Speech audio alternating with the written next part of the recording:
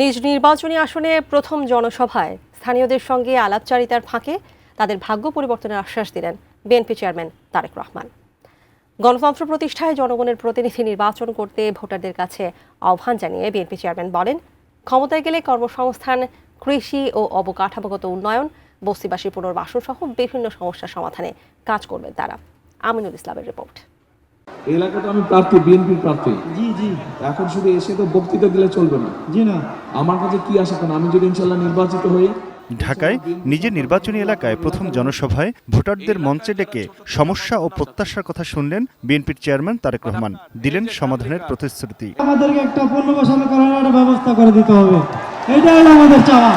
এটা মূল চাওয়া। আনুষ্ঠানিক প্রচার শুরুর দ্বিতীয় দিন শুক্রবার সন্ধ্যায় ভাসানটেকের বিআরবি মাঠে ঢাকা ১৭ আসনের ধানের শীষের প্রার্থী তারেক রহমান এই সমাবেশে বলেন, অতীতের সব কাজ বিবেচনা করলে একমাত্র ধানের শীষকে যতবার নির্বাচিত করেছে দেশের মানুষ, ততবারই এই দেশের উন্নয়ন হয়েছে। আপনাদের দেওয়া আল্লাহর রহমতে আগামী নির্বাচনে আমি জয়ী হলে এবং ধানের শীষ সরকার গঠনে সক্ষম হলে আজকে এই যে কয়জন মানুষ আপনাদের সকলের পক্ষ থেকে এখানে উপস্থিত হাজার হাজার এই এলাকাবাসীর পক্ষ থেকে যে সমস্যার কথা বলে গেছে, পুনর্বাসন সহ অন্য যেই সমস্যাগুলো বলে গেছে, কিন্তু পুনর্বাসন থেকে মূল সমস্যা বলেছে, ইনশাআল্লাহ আমরা সেই সমস্যার সমাধান করব এই এলাকার মানুষের জন্য। তারেক রহমান তার ভবিষ্যৎ পরিকল্পনার কথা জানিয়ে বলেন, নির্বাচিত হতে পারলে পরিকল্পিতভাবে কর্মসংস্থান সৃষ্টি করা হবে, কৃষকের জন্য বিশেষ কার্ড, ঋণের ব্যবস্থা করে কৃষির উন্নয়নে কাজ করা হবে, যুবকদের প্রশিক্ষণ ও শিক্ষার ব্যবস্থা করে দক্ষ করে গড়ে তোলার প্রতিশ্রুতি দেন তিনি। সমগ্র বাংলাদেশের মানুষ একটি পরিবর্তন চায়, ভালো পরিবর্তন চায়। ঠিক বলেছে। প্রাণ সসের মাখামাখি টেস্ট বার্গারকে করে তোলে আরো ইয়ামি, আরো জোস। প্রাণ সস, সসের বস। জি, পরিবর্তন চাই। কি পরিবর্তন চায়? পরিবর্তন চায় যে মানুষের সমস্যার যাতে সমাধান হোক, মানুষের চলাফেরা, মানুষের নিরাপত্তা, দেশে যাতে সুশাসন প্রতিষ্ঠিত হোক, দেশের শিক্ষার্থীরা যারা শিক্ষার সুযোগ পায়।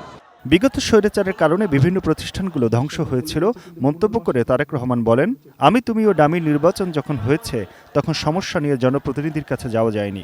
গণতন্ত্র প্রতিষ্ঠার জন্য এখন নিজেদের প্রতিনিধি ভোটের মাধ্যমে নির্বাচিত করতে হবে, জবাবদিহিতা নিশ্চিত করতে হবে। দেশের প্রত্যেকটি সেক্টর বিগত 15-16 বছরের ধ্বংস হয়েছিল। এই ধ্বংস হওয়ার ফলে আজকে দেশ অনেক পিছিয়ে গিয়েছে।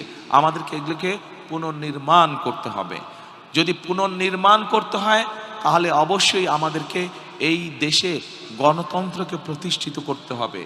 কেন প্রতিষ্ঠিত করতে হবে? কারণ গণতান্ত্রিকভাবে আপনারা যদি আপনাদের প্রতিনিধিকে নির্বাচিত করতে পারেন তাহলেই কিন্তু আপনি একমাত্র আপনার এলাকার সমস্যা, আপনার সমস্যা আপনি তার কাছে নিয়ে যেতে পারবেন। ভোটের আনুষ্ঠানিক প্রচার শুরুর প্রথম দিন বৃহস্পতিবার সিলেট থেকে দলের প্রচার শুরু করেন তারেক রহমান। Aminul Islam, ATN news, Dhaka. সেটি পৌরসভা হোক, উপজেলা